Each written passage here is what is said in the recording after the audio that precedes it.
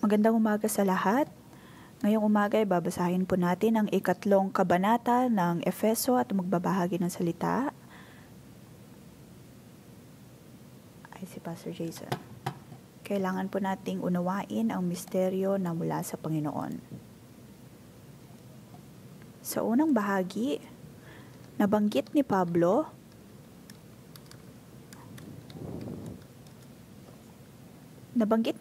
ang pangako ng Diyos o ang plano ng Diyos para sa kinabukasan.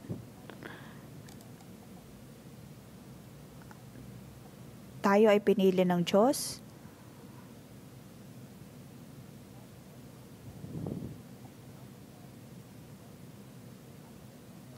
at ang lahat ay ayon sa otoridad ng Panginoon. Si Pablo ay nasa bilangguan. At nang siya'y nasa bilangguan, sa pamamagitan ng pananalangin, ay kanyang naunawaan ang plano ng Panginoon. Kanyang naunawaan ang misteryo maging ng sanlibutan.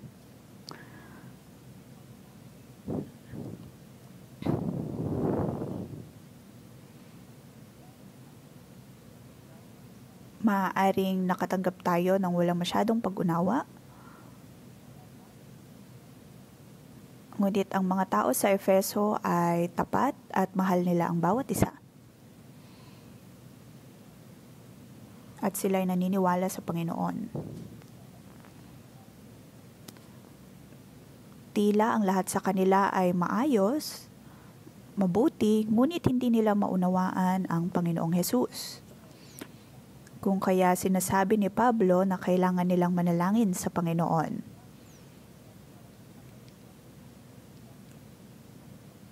Upang ang pag-unawa sa Panginoon ay mangyari sa kanilang buhay at higit nilang maunawaan ang kalooban ng Diyos.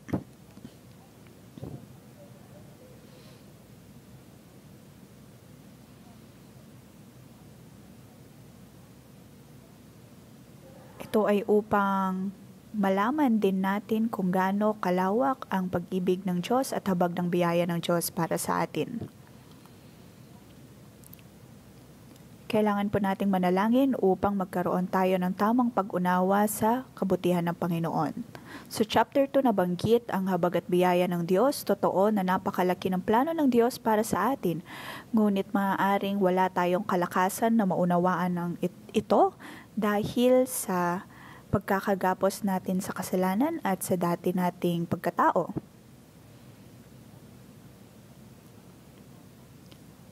Tayo ay nasa pagkakagapos pa rin ng kasalanan. Maaring sa isip natin ay malaya tayong gumamit ng ating phone.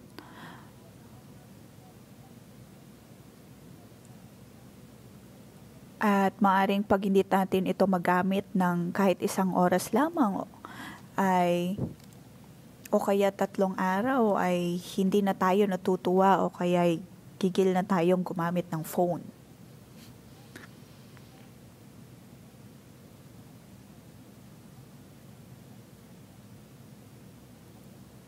Isang halimbawa ay maaaring malaya na tayo sa panonood ng telebisyon, ngunit naroon pa rin ang pakiramdam na nais mong manood ng telebisyon. Minsan ay nasa gapos pa rin tayo ng kasalanan nang hindi natin napapansin.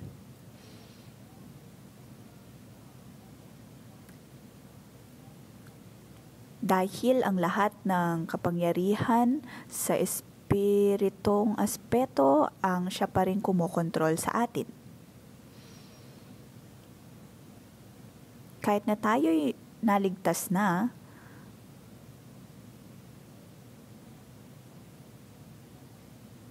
dahil sa mga tipan at pangako na ipinagkaloob ng Diyos ay maaaring malayo sa atin, ngunit sa pamamagitan ng pag-ibig ng Panginoong Hesus, tayo ay napag-isa kasama niya. Kung kaya naman nabigyan tayo ng pagkakataon na maging pamilya ng Iglesia ng Diyos at ng kanyang mga anak.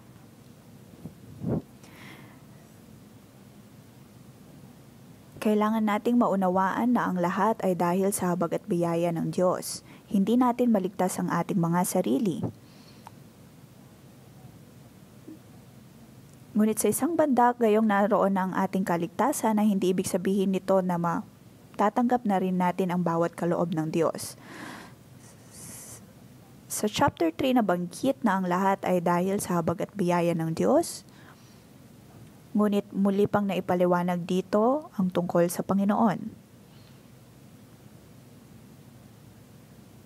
Para sa kabanatang ito, kailangan nating maunawaan na ang Diyos ang dapat na maluwalhati sa kanyang iglesia. Sabi sa huling bahagi, sa kanya nawang kaluwalhatian sa pamamagitan ng iglesia at ni Kristo Jesus sa lahat ng salinlahi magpakailanman.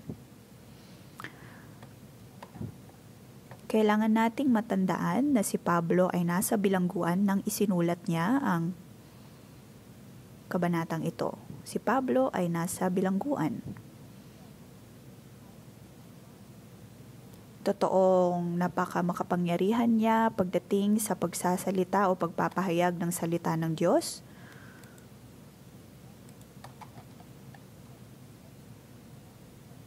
At sino mang nakikinig sa kanya ay napapabago ang kanilang buhay.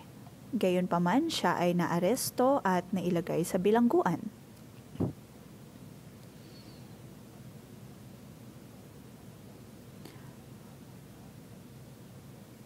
At sa kanyang pagkakaaresto, maraming tao ang natakot at tumigil na sa pakikipag-ugnayan sa iglesia at maging kay Pablo. Ito ang problema na kinakaharap ng iglesia noong araw.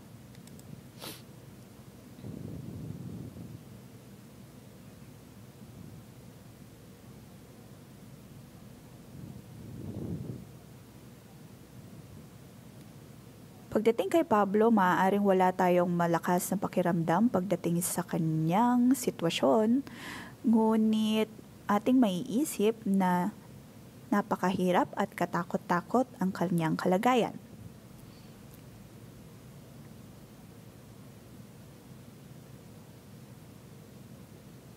Sa verse 1 to 13,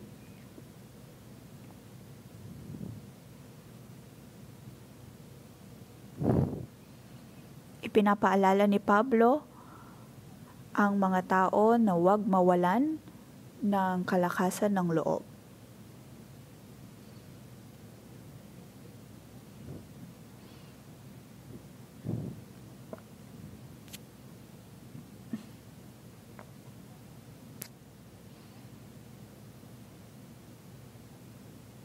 Ipinapaalala ni Pablo sa mga tao na huwag silang mawalan ng lakas ng loob. Sa verse 1, dahil dito akong si Pablo ay naging bilanggo para kay Kristo Jesus alang-alang sa inyong mga hentil. Sa original na teksto,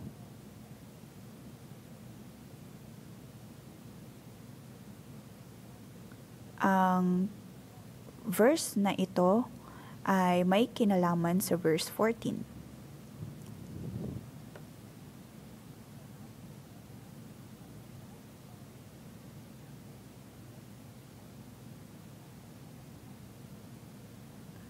Ang mga nabanggit mula sa verse 2 hanggang sa huling verse or sa verse 13 ay nagbibigay suporta sa nabanggit ni Pablo sa verse 1. Kanyang sinasabi sa mga tao na hindi dapat sila mawalan ng lakas ng loob o kaya'y matakot dahil sa kanyang sitwasyon.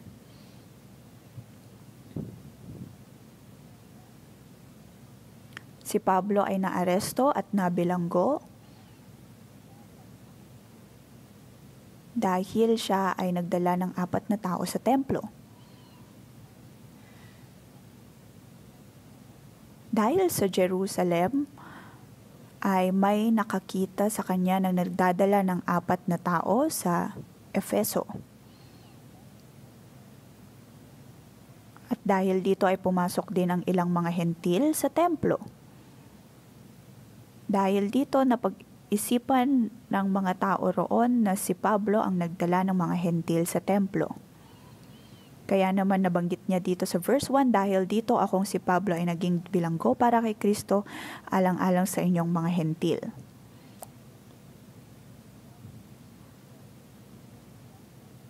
Ibinigay ng Diyos kay Pablo ang pagpapahayag ng salita ng Diyos.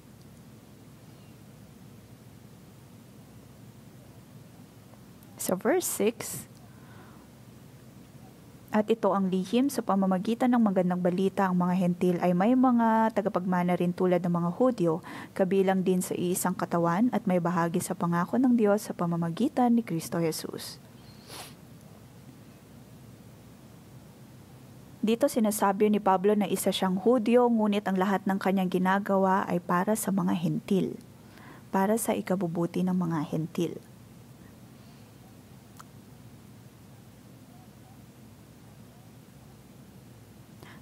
Dahil kayong mga hentil ay kabilang din sa iisang katawan at may bahagi sa pangako ng Diyos sa pamamagitan ni Kristo Jesus.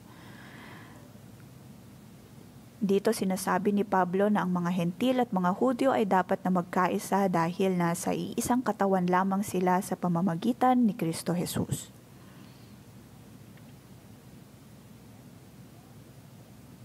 Nagagawa ko ang lahat ng ito dahil sa pagpapalakas ng Diyos sa akin.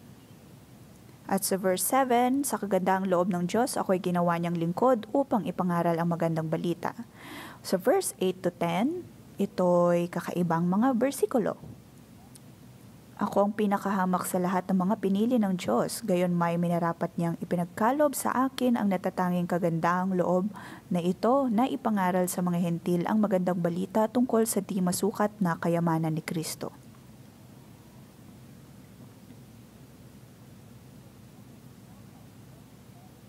Ang lahat ay ayon sa kabutihan ng Diyos. Kung kaya naman akin ding natanggap ang kabutihan ng Diyos. At ako'y sinabihan ng Diyos na ipahayag ang kanyang mga salita sa mga hentil at sa lahat ng mga tao. Ito ang lihim na ibinigay ng Panginoon kay Pablo.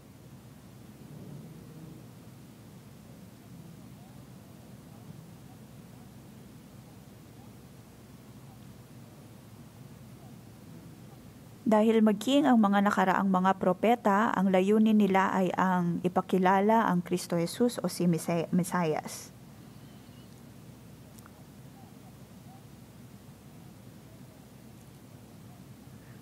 Ang lahat ay magkakaisa sa pamamagitan ni Kristo Jesus. At ang lahat ay magiging ulo ng lahat ng bagay.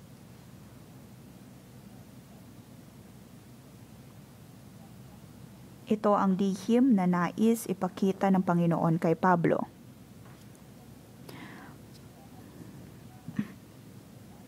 Kanyang sinasabi na si Kristo Jesus ang Mesaya. Paano natin maunawaan o pagdudugtong-dugtungin ang mga misteryong ito? Kung tutusin, ito ay lahat na nagtuturo sa Panginoong Jesus. Sa verse 10, ginawa niya ito upang sa pamamagitan ng iglesia ay maipakilala ngayon sa mga pinuno at mga may kapangyarihan sa sangkalangitan ang walang hanggang karunungan ng Diyos na nahahayag sa iba't ibang paraan.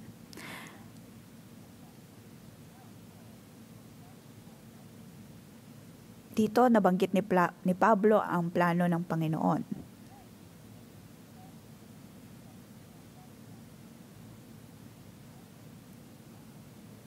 Ang iglesia ay mayroong layunin o misyon.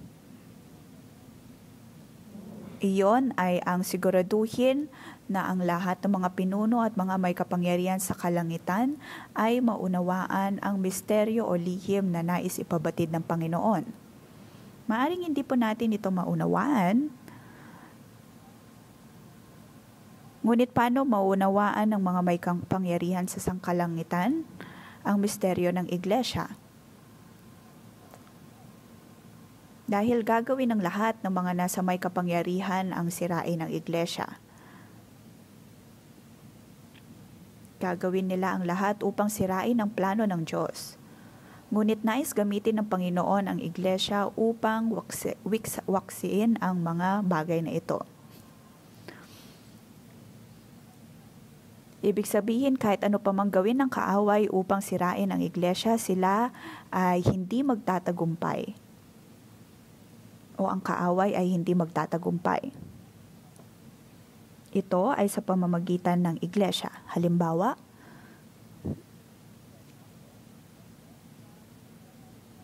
nung umpisa si Abraham ay nagpunta sa Ehipto. At si Sarah ay tinawag na magiging ina ng mga bayan, ngunit nais ng dyablo o ng kaaway na sirain ang planong ito ng Panginoon. At kung matatandaan natin ang mga taga-Israel o mga Israelita ay nais na lumisan sa Ehipto at ninais ng kaaway na patayin ang mga Israelita.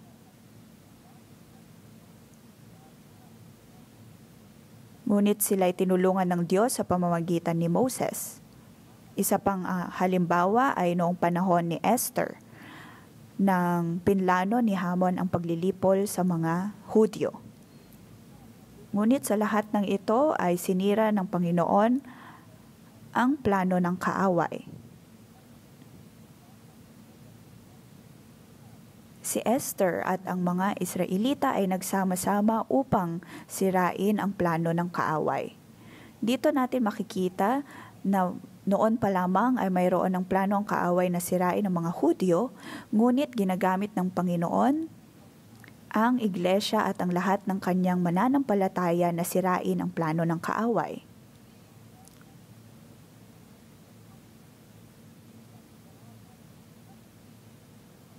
Nais gamitin ng Panginoon ang iglesia upang hindi matuloy ang mga plano ng kaaway.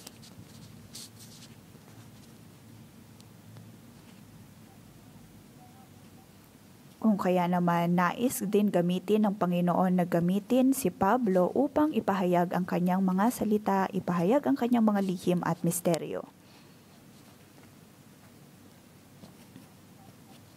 Upang magamit din ang buong iglesia ng pareho ng Hudyo ng mga Hentil sa pagpapahayag ng layunin ng Diyos.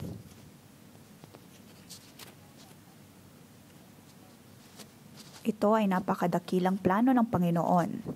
Kung kaya kailangan nating maging matapang, maging matatag, at huwag matakot.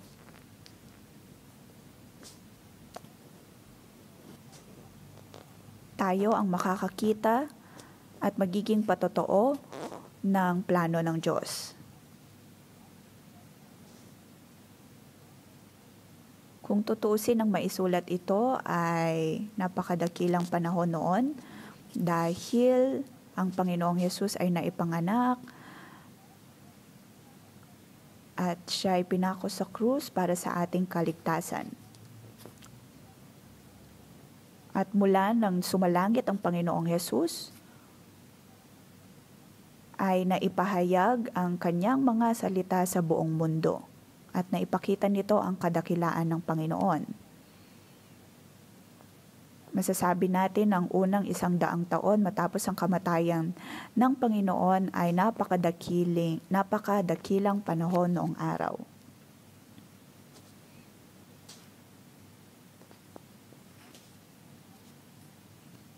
Kung tutuusin, tayo na ay nasa huling mga araw.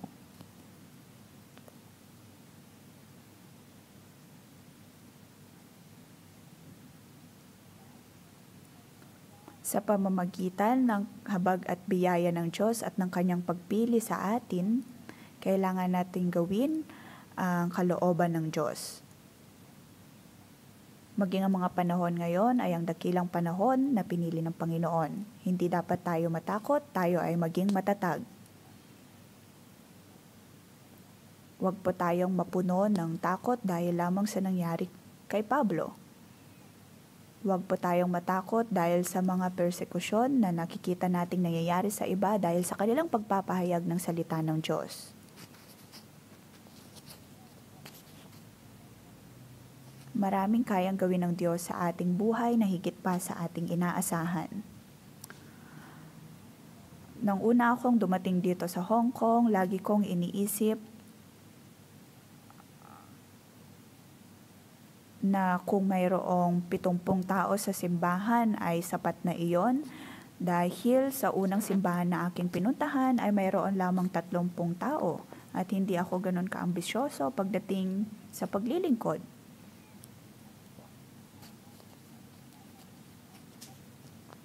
Lagi kong iniisip na sapat na ang 70 tao sa loob ng simbahan. Ngunit sa isang morning devotion, akin pa rin naalala dahil si Pastor Joshua ay wala sa Hong Kong noon at mayroong isang kapatiran na dumalo ng pang-umagang debosyon at dadalawa lamang kami noon, kung kaya hindi na ako gumamit ng mic upang magbahagi ng salita.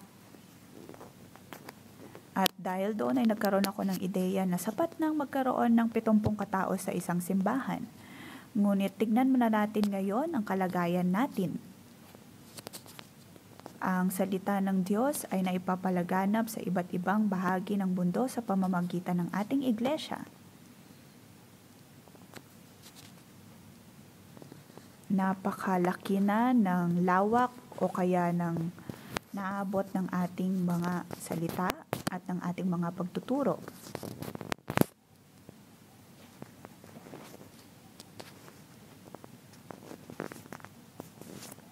Narinig ko mula kay Pastor Deborah na kailangan nilang magkaroon ng mahabang biyahe papuntang Africa at ito'y nakakapagod.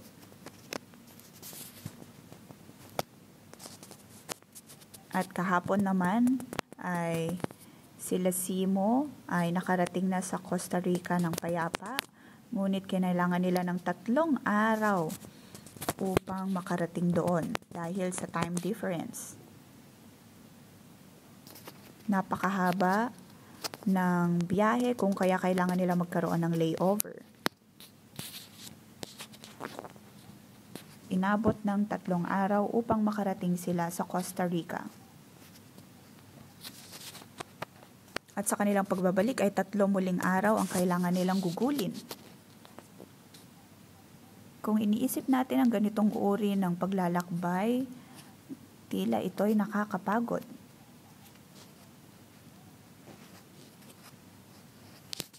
Ngunit kahit nawala ako sa paglalakbay na ito, alam ko at sigurado akong masaya ang kanilang magiging paglalakbay. Dahil tayo ay naniniwala na ito ay nasa plano ng Panginoon.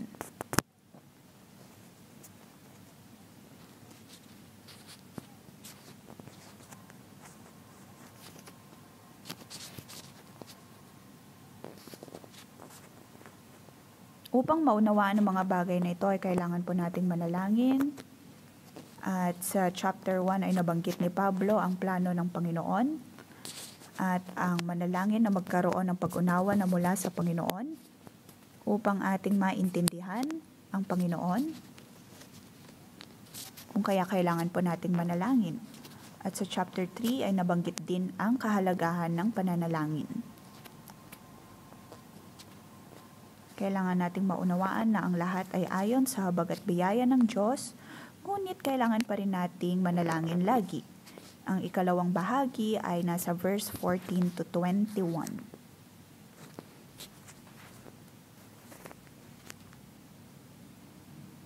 Manalangin dahil naunawaan natin ang pag-ibig ng Diyos.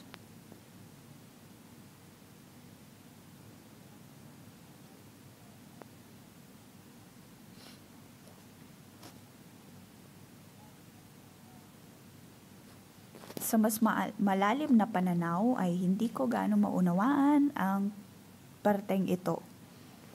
Dito sinasabi sa atin kung ano ang ginagawa ni Pablo. Si Pablo ay lumuluhod sa harapan ng Ama upang ipanalangin ang kasalanan ng mga taga-Efeso.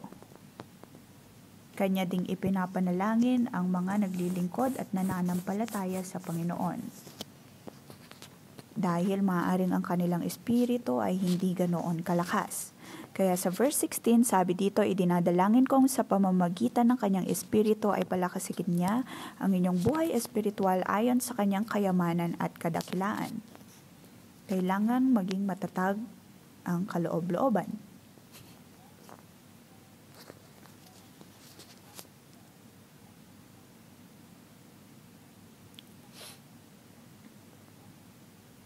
Paano po tayo mamamayagpag sa pamamagitan ng pananalangin? Ibig sabihin, sa tuwing ipinapanalangin natin ang ating sarili at maging ang ibang tao, ay magiging malakas din tayo. Dahil tutulungan tayo ng ating pananampalataya na maging mas malakas. Tayo ay maitatag at lalong mapapalakas ng pag-ibig ng Diyos.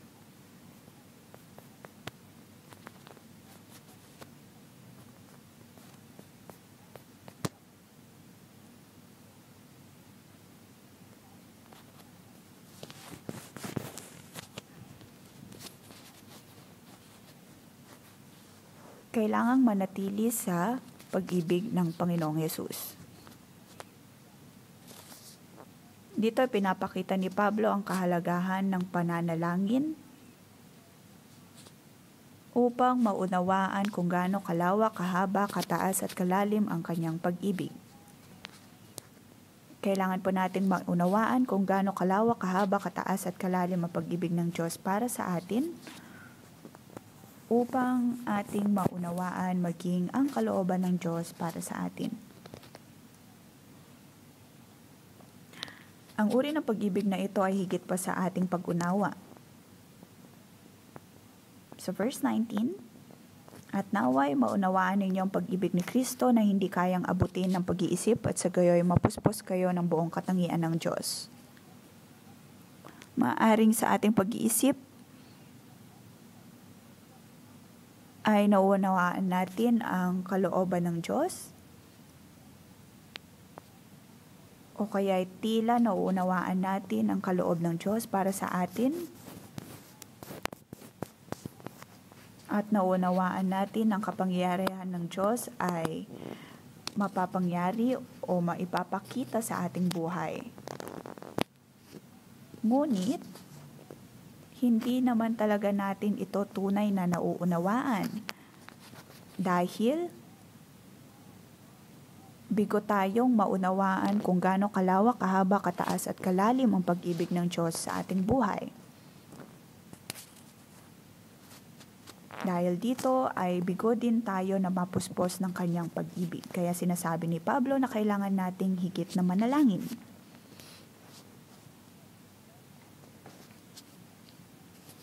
Madalas ay bigo tayong unawain ang Panginoong Hesus. Halimbawa ay nakakita tayo ng tao na at iniisip natin, ang taong yan ay hindi mabuti, dapat siyang mapunta sa impyerno. At ito ay halimbawa lamang na hindi po natin nauunawaan ang uri ng pag-ibig ng Diyos. Hindi natin maunawaan ang katuwiran ng Diyos.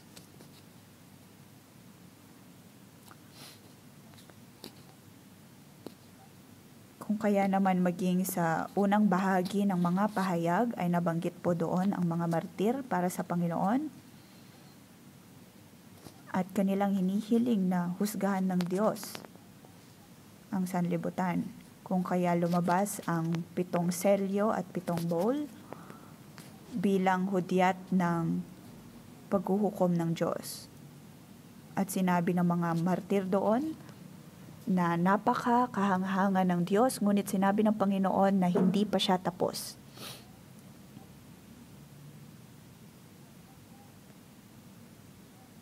Dito natin makikita na ang pagkilos ng Diyos ay higit pa sa ating nauunawaan. Ang kanyang paghuhusga ay higit din sa ating nauunawaan at inaasahan. Dahil bigo tayong maunawaan ng Diyos, kung kaya hindi rin natin mahayaan ng Panginoon na mapuspos tayo.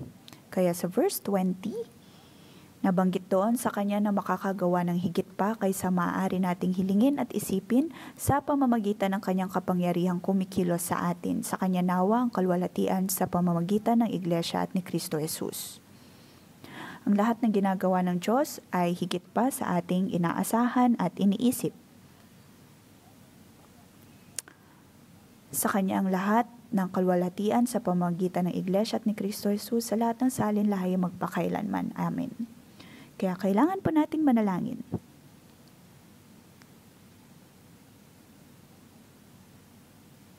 Huwag po tayong manatili sa ating sariling pag-iisip.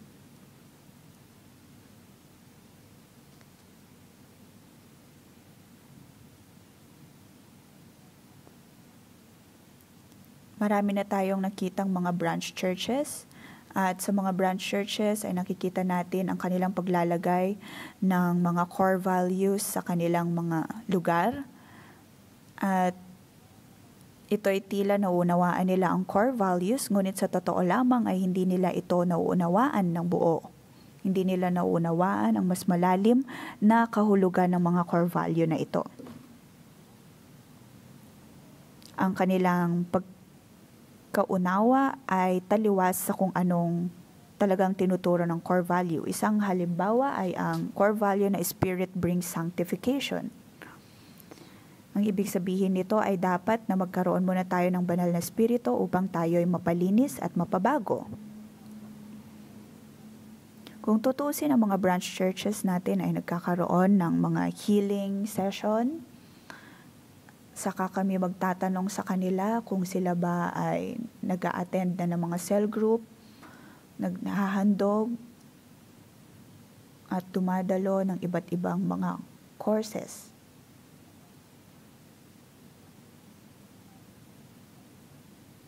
Ngunit ang mga branch churches na ito ay tila nagtuturo na kailangan muna nilang mapabago upang matanggap nila ang kaloob na mula sa Panginoon.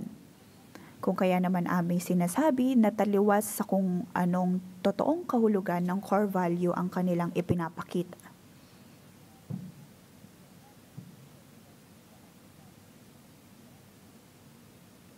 Ito ay halimbawa ng sitwasyon nito. Na totoong mayroon tayong sariling pag-unawa pagdating sa plano ng Diyos, ngunit hindi natin tunay na uunawaan ng Panginoon, kung kaya kailangan nating manalangin ng manalangin.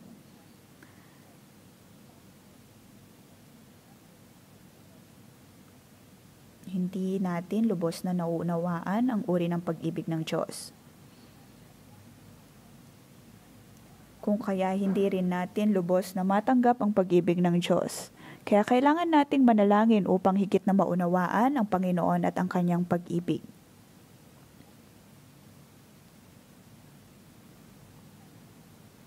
Ito ay upang matanggap din natin at mapuspos din tayo ng Espiritu ng Diyos.